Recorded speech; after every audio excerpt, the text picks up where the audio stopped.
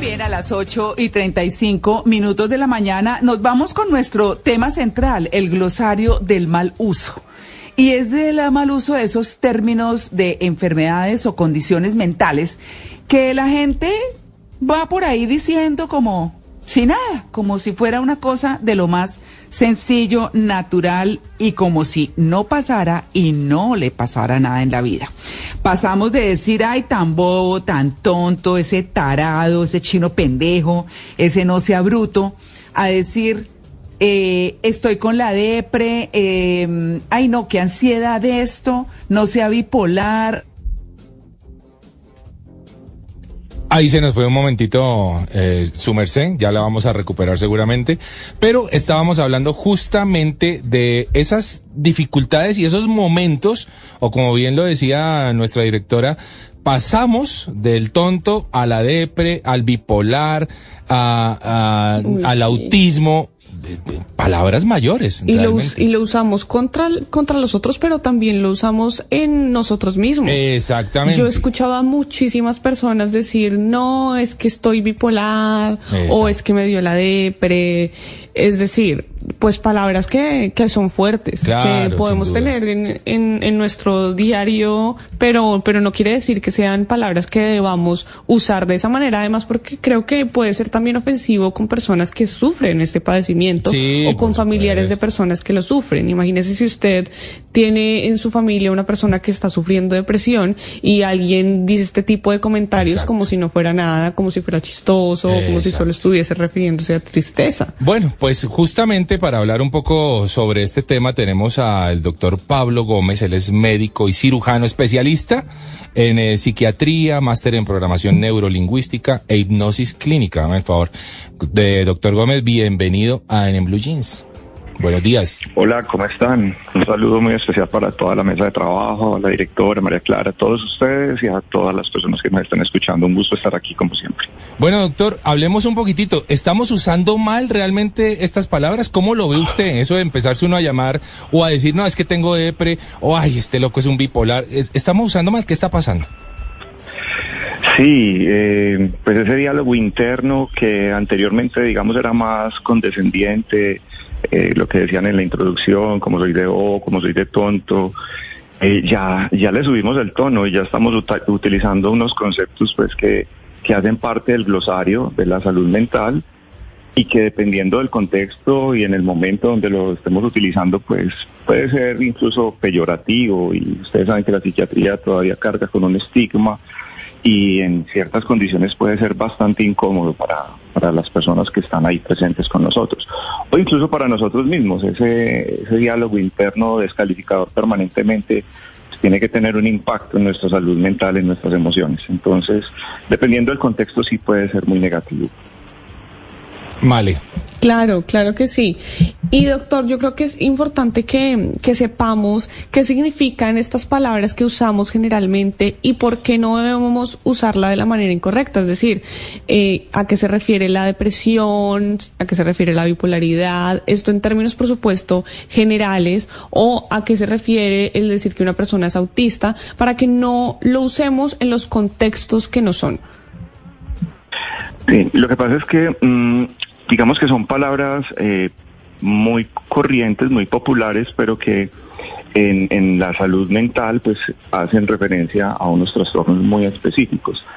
Y no es de extrañar que personas del común utilicen estas palabras, porque incluso en el mismo gremio médico, médicos generales o médicos especialistas no psiquiatras, muchas veces confunden esta terminología. Por ejemplo, cuando yo empecé mi práctica como psiquiatra, yo me dedicaba a la psiquiatría de enlace, que es una subespecialidad de la psiquiatría, donde el psiquiatra está en un hospital médico, no psiquiátrico.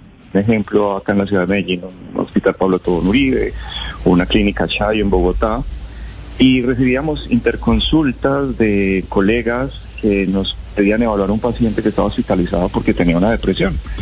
Y íbamos y evaluamos el paciente, y el paciente pues obviamente no tenía la depresión, tenía de pronto una emoción, estaba triste por un diagnóstico, por una enfermedad.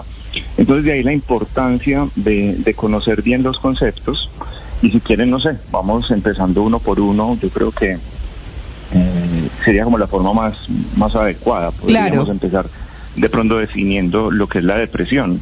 Que la gente, como dicen ustedes, utiliza, no, estoy con la depre, pues haciendo posiblemente referencia a que están tristes, pero ahí es importantísimo aclarar un concepto, y creo que esto nos sirve tanto para aclarar lo que es la depresión y la ansiedad. Y es que resulta que nosotros los seres humanos tenemos emociones, pero también podemos tener sentimientos. Y creo que por ahí va la clave para estas dos palabras, para depresión y ansiedad. Estar triste es una emoción, pero es muy diferente estar triste a estar deprimido. Entonces las emociones son normalmente reacciones que nosotros los seres humanos tenemos a un estímulo externo que genera una descarga hormonal automática que va a generar una reacción en mi cuerpo. Es una reacción inconsciente. Yo no estoy pensando en la emoción aparece en mí y tiende a ser muy corta. Las emociones tienden a durar poco tiempo y normalmente son muy intensas en el momento que se presentan. Por ejemplo, la tristeza puede ser una emoción, ¿sí? O el miedo puede ser una emoción. Es súbito, aparece de inmediato y va a generar una respuesta en mi organismo debido a una descarga hormonal. Pero el sentimiento es diferente. El sentimiento es cuando la persona esa emoción la empieza a analizar, la vuelve consciente, se queda en la rumiación y va a generar un estado de ánimo más estable. Entonces, en el caso de la depresión, por ejemplo, la depresión, dentro de los criterios diagnósticos que nosotros los psiquiatras utilizamos, tenemos la tristeza como uno de los criterios mayores de la depresión. O sea, yo puedo estar triste hoy y puedo estar triste todo el día, pero mañana estoy bien.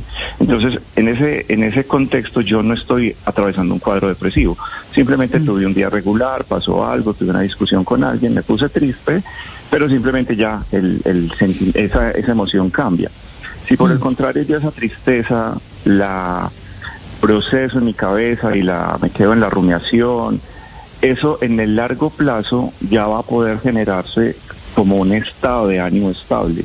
Entonces, para hablar de depresión, se requiere que la persona tenga por lo menos 15 días continuos de tristeza permanente la mayor parte del día, la mayor parte de los días. Ese sería el primer criterio mayor de la depresión. Y habría un segundo criterio que se llama anedonia. La anedonia quiere decir sin, y hedonia viene de hedonismo, de placer. Entonces, si una persona tiene o tristeza permanente o anedonia durante 15 días seguidos o más, o peor aún, las dos al mismo tiempo, y a eso le sumamos lo que llamamos criterios menores, que son problemas de atención, de concentración, de energía, ideas de culpa, de ruina, de minusvalía, ideas de muerte, fatiga, pérdida del deseo sexual, pues entre más criterios los psiquiatras podamos recoger, más autorizados estamos a decir que una persona está deprimida. Entonces, el concepto de la depresión básicamente se confunde con la tristeza. Cuando la gente dice, no, es que tengo la depre, es simplemente porque recibió una mala noticia o le contaron algo, tuvo una pelea, pero no es un estado permanente, es diferente. Claro. Doctor Pablo Gómez, yo creo que ahí, en ese punto que usted está diciendo, a uno, ¿qué tanto entonces le afecta decir, ay, estoy con la depre? Porque claramente ayer hablábamos sobre la diferencia que usted está haciendo muy al lugar, porque de pronto hay oyentes que no estuvieron ayer escuchándonos, sobre esa diferencia entre estar deprimido y estar triste, que es una diferencia muy, pero muy importante. Pero cuando uno dice, no, estoy con la depre, a uno, ¿cómo se le vuelve eso que le dice uno a su propio cerebro, a su propio ser, digámoslo así? Sí. Pues nuestra mente está dividida en dos, consciente, subconsciente, y la mente subconsciente graba por repetición y por emoción. Entonces, si yo todo el día estoy diciendo estoy deprimido, pues la mente subconsciente empieza a ejecutar, de alguna manera empieza a generar actos o interpretaciones del entorno para justificar que estoy deprimido, y eso es lo que en psicología se llama la profecía autorrealizada. Yo digo estoy de cierta manera o va a pasar cierta cosa y de forma inconsciente empiezo a observar o a generar conductas que me llevan a corroborar esa hipótesis que hice inicialmente. Pero no necesariamente tiene que ser tan drástico. Yo, por ejemplo, ayer atendí a una paciente que me consultaba porque estaba preocupada porque estaba teniendo problemas con el consumo del licor. Me decía que ella lo justificaba en su depresión crónica y en su ansiedad crónica. Y cuando empecé a evaluar criterio por criterio de depresión y ansiedad, la niña no tenía nada ni de depresión ni de ansiedad.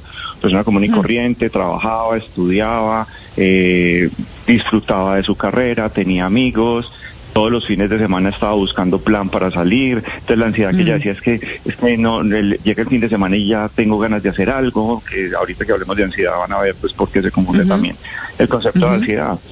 Pero también pensar que a veces se nos puede volver algo como coloquial este tipo de terminología, y que tampoco pues va a depender mucho de cada persona. Cada persona tiene una capacidad de afrontamiento a las situaciones, al estrés distinta, un bagaje mental que le permite pues simplemente utilizar un concepto que no trascienda. Pero mira, por ejemplo, en esta paciente, ella estaba convencida, y su mamá también, porque era una persona muy joven, de que su hija tenía una depresión severa y que por eso era que estaba teniendo problemas de licor. Entonces hay que individualizar cada caso. Claro. Malena. Claro. Bueno, y al usar estas palabras constantemente, que pues son, digamos que no comunes en cuanto a lo que significan realmente, como la depresión, la ansiedad, la bipolaridad, es posible que esas palabras, pues por tanto estar en nuestra mente, también las podamos transmitir a otros. Es decir, que constantemente se diga en una casa está deprimido, depresión o ansiedad, etcétera, y no nosotros mismos nos lo creamos, pero sí le hagamos creer a otra de las personas con las que vivimos que tiene eso. Es decir, que sobre su vida pasa eso, que alguna persona que tenga tristeza comúnmente, digamos, o que tenga una manera de ser ansiosa, le digan, no, es que él tiene ansiedad, o es que ella tiene depresión. ¿Eso sí puede afectar a esa persona? Yo quiero complementar ahí, antes de que nos responda el doctor Pablo Gómez, porque eso que está diciendo Malena, sumado a el caso que usted ponía anteriormente, doctor Pablo Gómez, y es como que la gente también, no solamente quien cree sufrir eso, se autodiagnostica, sino también la familia. Fíjese que usted decía que la mamá también decía, no, es que ella está deprimida. Entonces todo el mundo se hace el diagnóstico. Eso precisamente, con la pregunta de Malena, es exactamente eso. Mira que la mamá, incluso la mamá es quien pide la cita por la preocupación que tiene por su hija, porque ella está convencida que realmente sí, su hija está deprimida o ansiosa.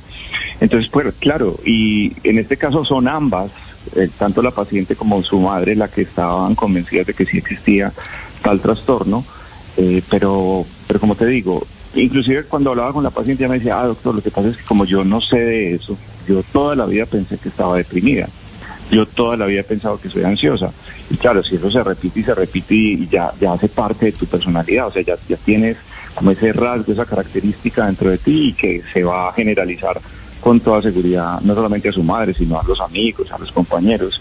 Pero vuelvo a lo mismo, o sea, depende del contexto, depende de la forma como lo use. O sea, yo, por ejemplo, puedo conocer a alguien muy bien y me dice, no, yo estoy con la depre, pero yo en su actitud veo pues que fue un comentario suelto, aislado, para hacer referencia a una situación muy puntual que le incomoda, pero que obviamente pues no se corresponde a un estado de ánimo. Yo estoy con la depre, pero cuenta el problema de forma jocosa. Entonces ahí es donde les digo que hay que diferenciar muy bien el contexto y la forma como se está utilizando la palabra. Claro.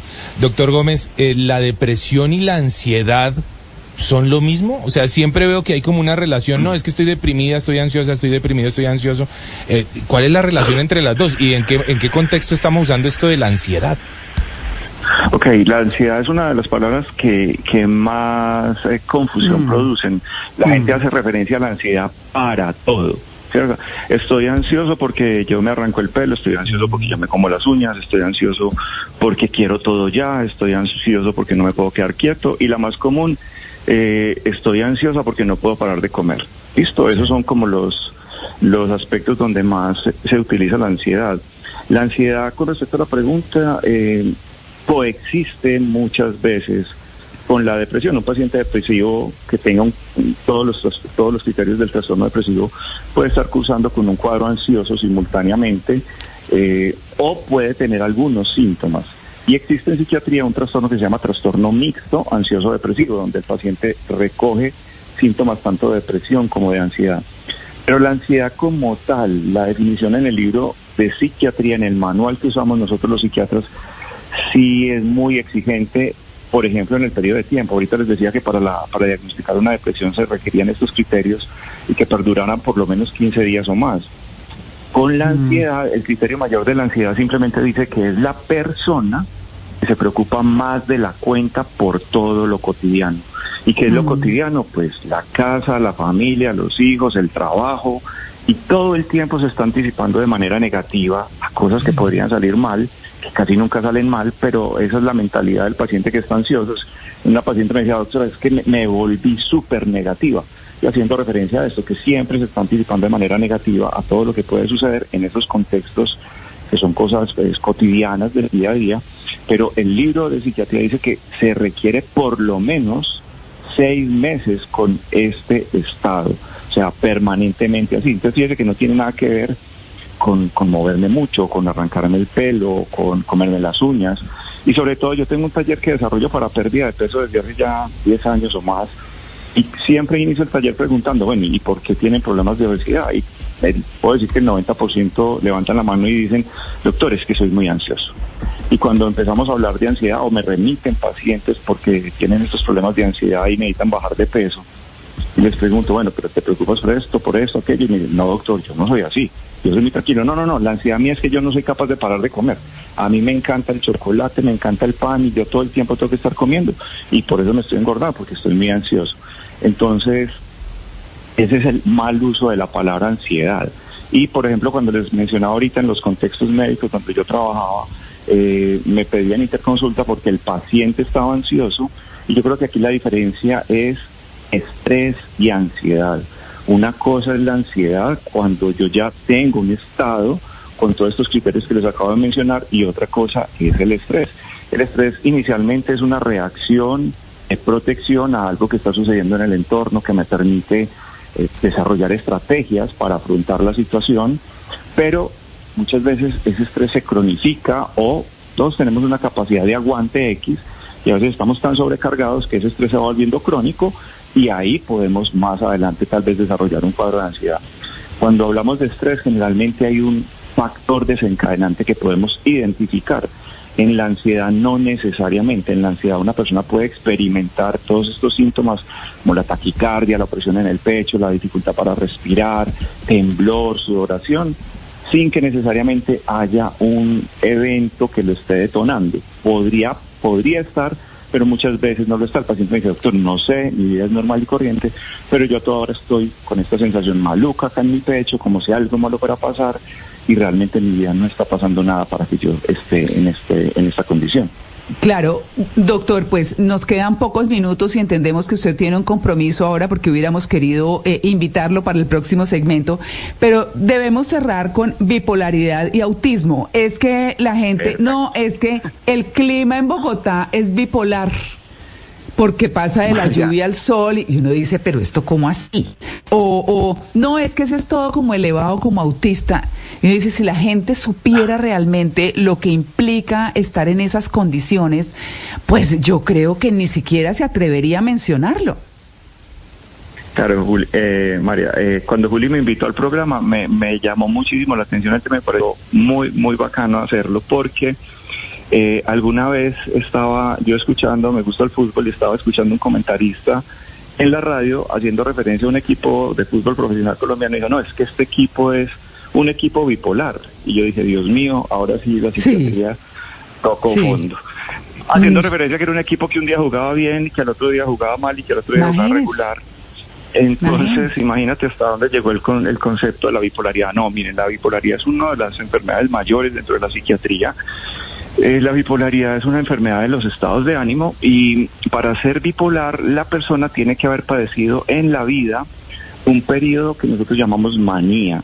La manía es un estado de euforia donde la persona tiene el afecto desbordado generalmente con ideas que nosotros llamamos delirantes, grandiosas. Yo soy Dios, yo soy la Virgen, yo vengo a salvar el mundo, yo soy dueño de tantas cosas, en fin. Es un comportamiento completamente atípico, que es absolutamente llamativo y donde la persona es disfuncional. Casi siempre un paciente que llegue a este estado amerita pues un manejo interno en una clínica psiquiátrica y con manejo farmacológico.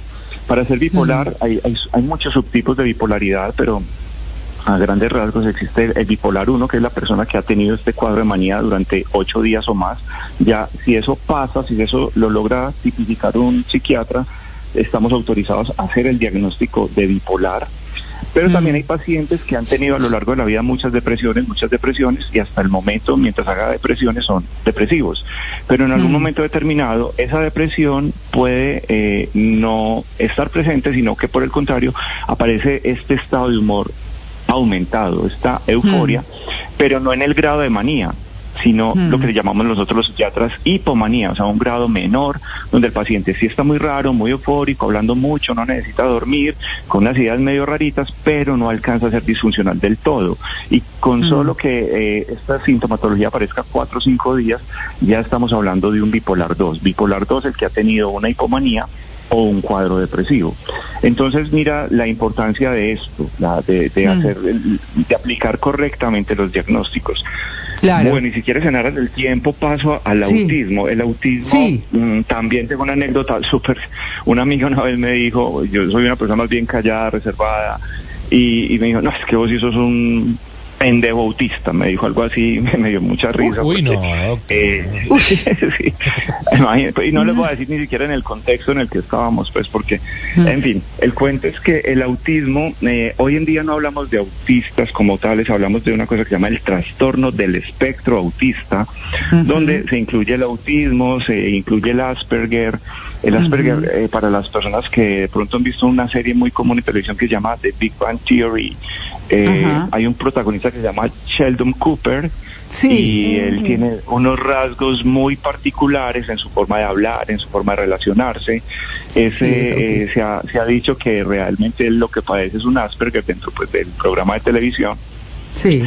Y los trastornos del espectro autista lo que tienen básicamente son personas que tienen dificultades en 2 áreas grandes, en la forma como se relacionan con las demás personas, tienen esas dificultades y dificultades en sus comportamientos. Son personas que no les gusta los abrazos, no les gusta el contacto físico, su lenguaje es un lenguaje difícil, tienden a ser callados, no responden por el nombre, tienden a no mantener contacto visual, no miden lo que hablan. Además, no tienen filtro muchas veces, no son empáticos, o sea, no manifiestan sus emociones, pero tampoco parecieran entender las emociones de los demás. Usan frases y palabras muchas veces sin entender su significado, es un lenguaje a veces casi como robótico. Entonces, eso realmente es todo lo que hace referencia al espectro autista, y yo creería que estas 2 últimas, la bipolaridad y el autismo, sí podrían tener en ciertos contextos una connotación muy, muy peyorativa, dependiendo, repito siempre, en el momento en que se están usando, cómo se están usando. Entonces sí, la invitación es esa, que pues no tenemos que dramatizar tampoco, que estamos haciendo pues una barbaridad con estas palabras, pero sí fijarnos muy bien qué tanto podemos afectar a alguien al estigmatizar, o en ciertos contextos podemos ofender a alguna persona.